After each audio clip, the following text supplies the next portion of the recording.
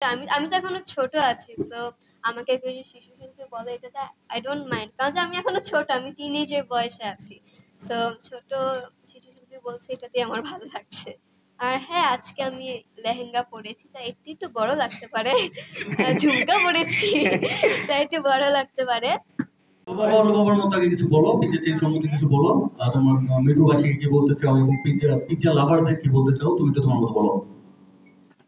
Hello everyone, আসসালামু আলাইকুম। আমি শিমুল বাবা। সো আজকে জুনের 1 তারিখ, প্রথম প্রথম মাসের প্রথম দিন, নতুন স্টার্ট একটা মাসের। সো আজকে হচ্ছে পিজা চেইনের গ্র্যান্ড ওপেনিং। আমি হচ্ছে আগেও হাওয়া থেকে আমি হচ্ছে কাজ করে আসছি, তো আমার মামা বারবার বলছিল যে তুমি আমার পিজা চেইনের সাথে কাজ করবা।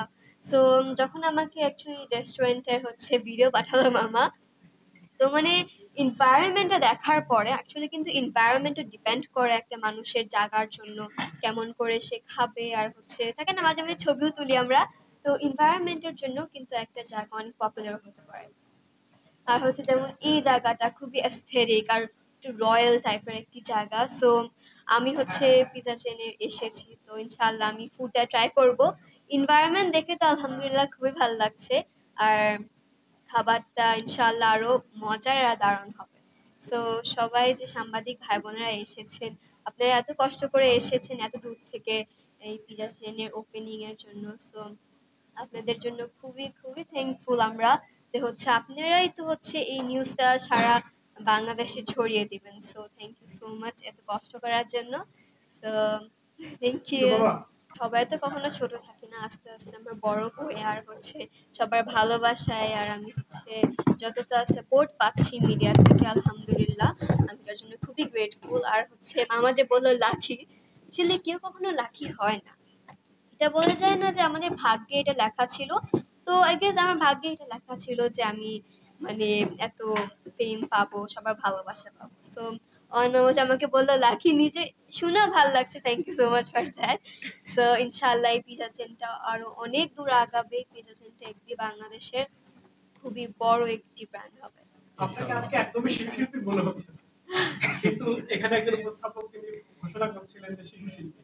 আপনি কি এখনো চান যে আমরা আপনাকে এখনো শিশুশিল্পী বলি কিংবা নতুন করে পরিচয় দিই?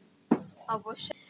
আমরা মাঝে মাঝে কথা বলার সময় আমরা ভুল করেই ফেলতে পারি। অ্যাজ আমি শিখছি আর আমি হচ্ছে মিডিয়ার সামনে যে কথা বলছি, হ্যাঁ আমি ভুল করেছি। আর বাচ্চা মানুষ তো ভুল হতেই পারে। সো আমি যেটা ভুল করেছি এটা আমি শিখবো, আমি আরো কথা বলা, আমি হচ্ছে আরো এডুকেট হব, আমি আরো ভালো করে কথা বলবো। আর হচ্ছে এই যে মানসিক দিকটা যে আমার একটু বুলিং শিকার হয়েছিলাম, তো আম, সবারই মন খারাপ হতে পারে যখন কেউ কাউকে বুলিং করে। তো কারো এটা স্বাভাবিক জিনিস যে মন খারাপ হবে। তো আমারও মন খারাপ ছিল, যেটা হচ্ছে টাইম টু টাইম মানুষ হচ্ছে ফিক্স হয়। তো আমিও আলহামদুলিল্লাহ এখন ভালো আছি, এই চলছে। দেখি ভবিষ্যতে কি হই।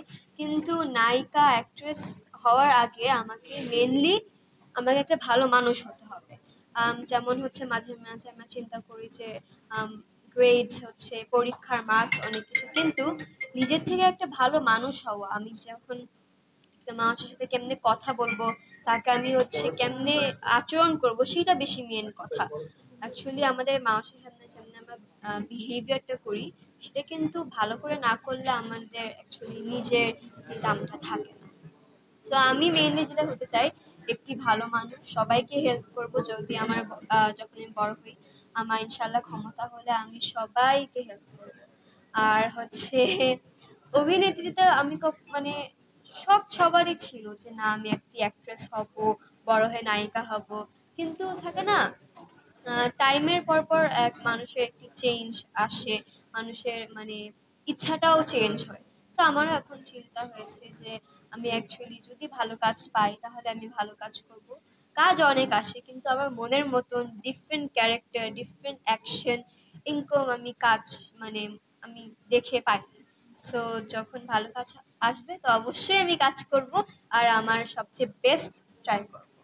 আচ্ছা, মাঝে আপনাকে একটা মন্তব্য কি আপনার একজন সহকর্মী শিশু